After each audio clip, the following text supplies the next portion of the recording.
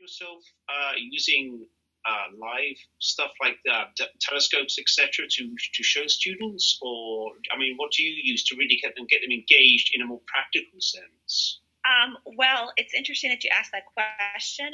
I'm from South Carolina, in the States, and our state museum just recently had a $23 million expansion, a planetarium, an observatory, a 4D theater, and in the observatory, we're working with a historic 1926 Alvin Clark 10-inch telescope that we've hooked into live lessons, just like we have here in a live hangout.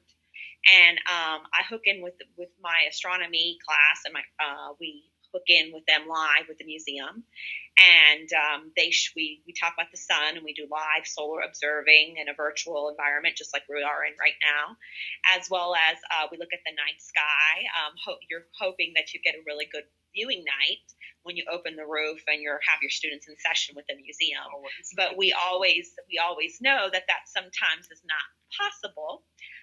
So we, bring in images that we take photos with a CCD camera.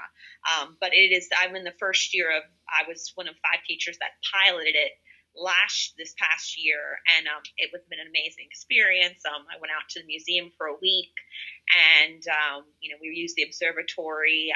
We also visited the University of South Carolina Library, where they have the largest collection of historical documents from Isaac Newton to William Herschel, from original books, as well as the South Carolina State Museum is has the largest collection of historical telescopes in the world. So there's telescopes in that museum dating back from the 1700s.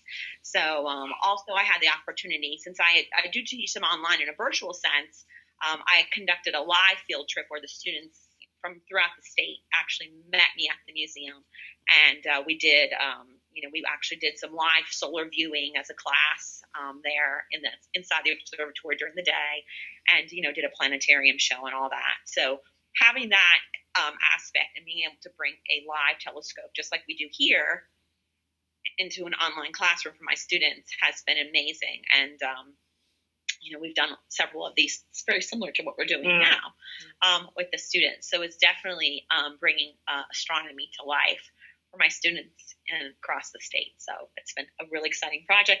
And we have this summer a bunch of other teachers are going to also now they're going to expand the program and sort of be bringing it into classrooms through Google Hangouts, through FaceTime, through Skype. And last summer they brought a special guest. I got to hang out with Charles Duke from Apollo 16.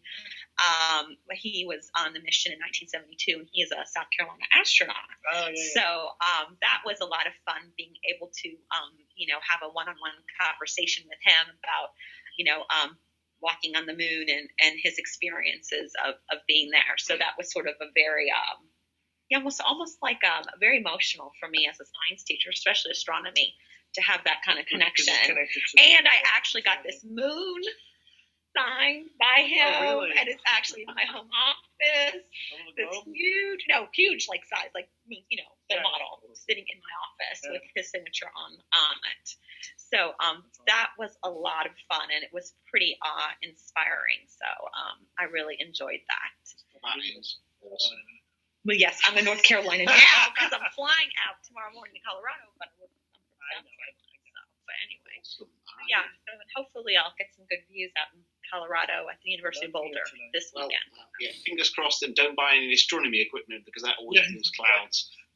I know. So hopefully we'll get some clear skies out there in Colorado. We'll see what happens. I have a night, I think, set up for Tuesday or Wednesday that I'll be observing at the University Observatory there. So we'll see. Fantastic.